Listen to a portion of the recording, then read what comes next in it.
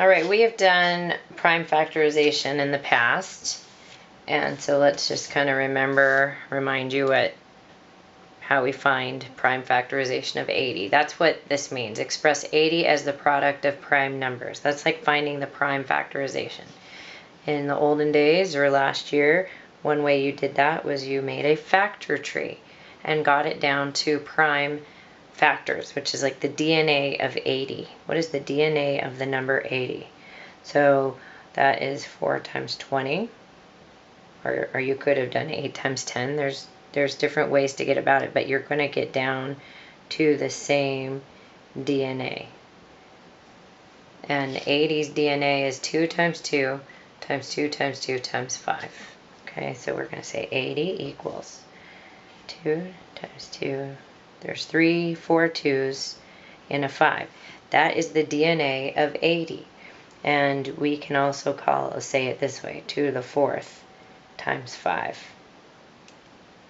For the purposes of what we're going to use this for next would be to just leave them written out. Don't write 2 to the 4th, but write 2 times 2 times 2 times 2 times 5. And same with 147. Now that one might be a little weird. You're thinking, oh, I don't know if I made a factor tree of 147, it might be a little like, I don't know any number that goes into 147. Well, let's think about our divisibility rules and just check.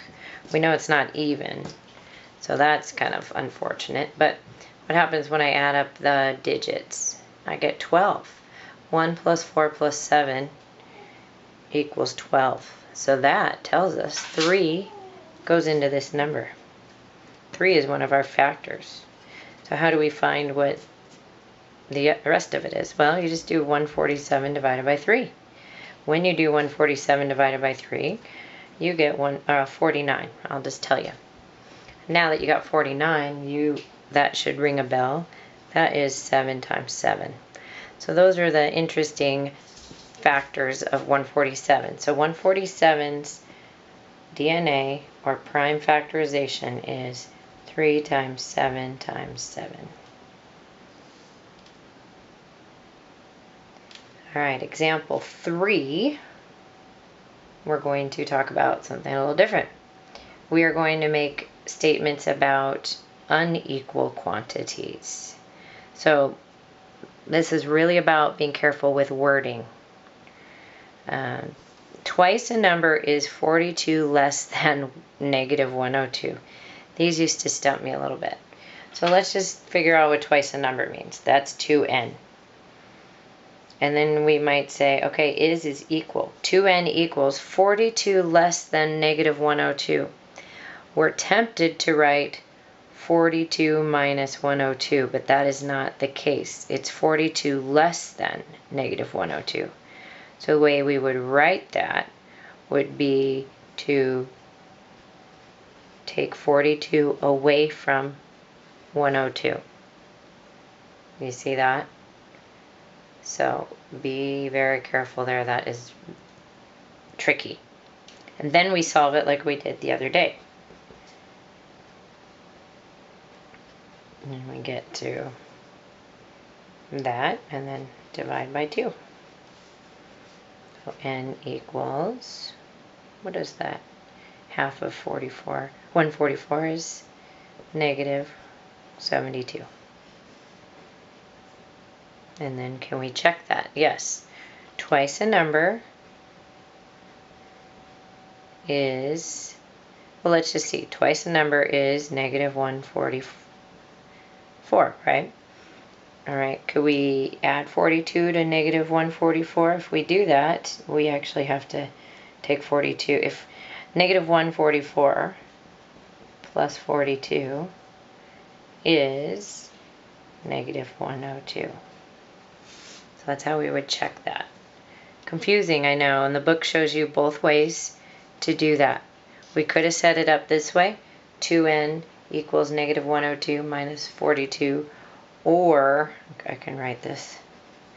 This would be equivalent 2n plus 42 equals negative 102.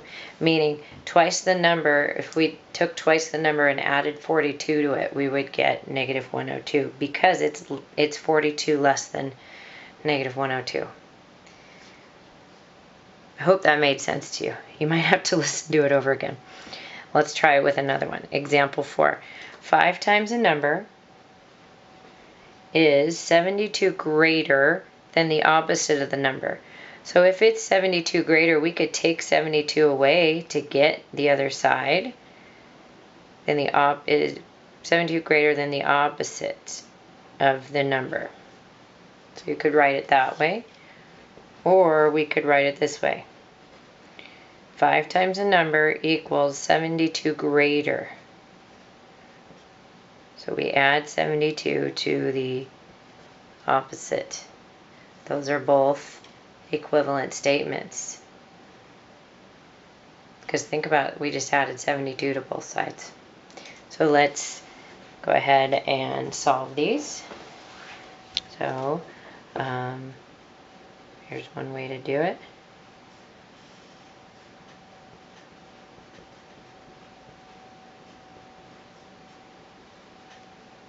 So we get 12 equals n. And let's try it over here. I'm going to add n to both sides.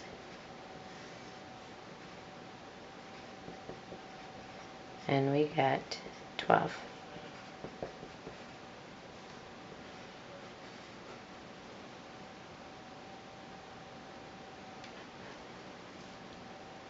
Okay, example 5.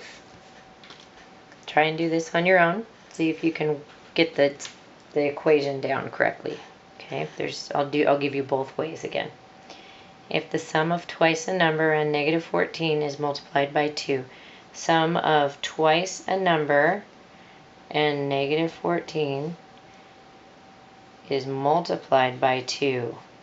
If the sum of twice a number and negative 14 is multiplied by 2. That's how we do that. The result is 12 greater than the opposite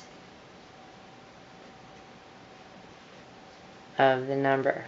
That's how I would set that up. Now we get rid of those parentheses. So we get to this point, and then let's get let's get rid of the. Now you might do this in different order, and that's okay.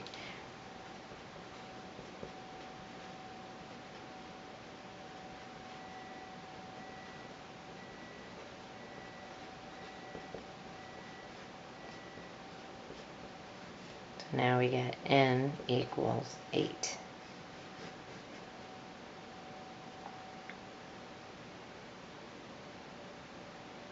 I know these are new and different, so just relax and you'll get it. One more. 5 times a number is 21 less. So this is less than the other side.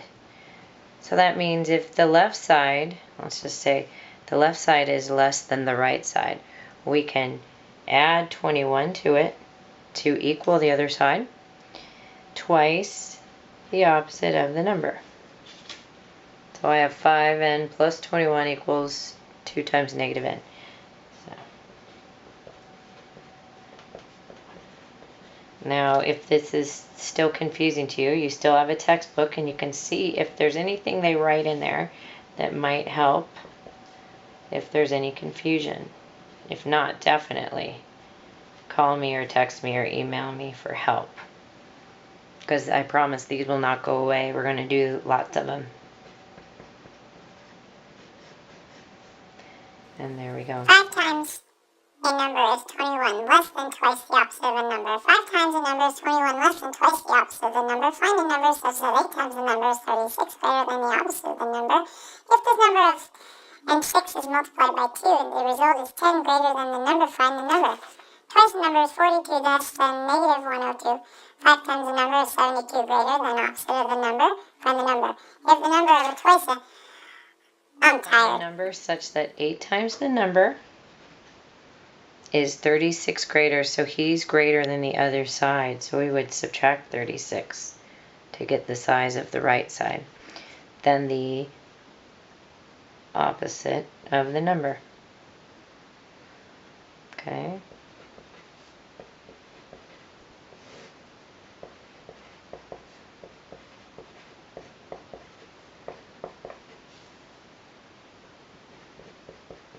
And there I get 4 equals the number, and I'm going to check it. Find a number such that 8 times that number, 32, is 32 36 greater than the opposite? Is 32 36 greater than negative 4? If we 36 plus negative 4, yes, is 32.